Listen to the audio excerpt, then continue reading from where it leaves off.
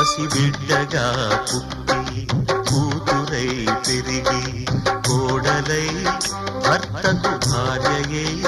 బిడ్డకు తల్లియై ఇల్లాలిగా తల్లిగా తల్లికి తల్లిగా నవ్వును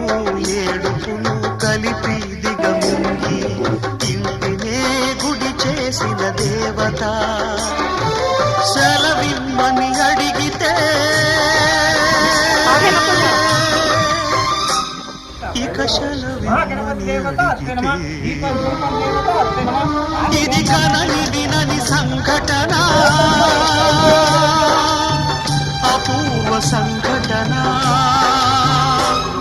ఇది ఎవ్వరికి ఇవ్వని వీడుకోలు ఇవి ఎక్కడా ఎన్నడూ జరగని పంపకాలు సమర్పయామి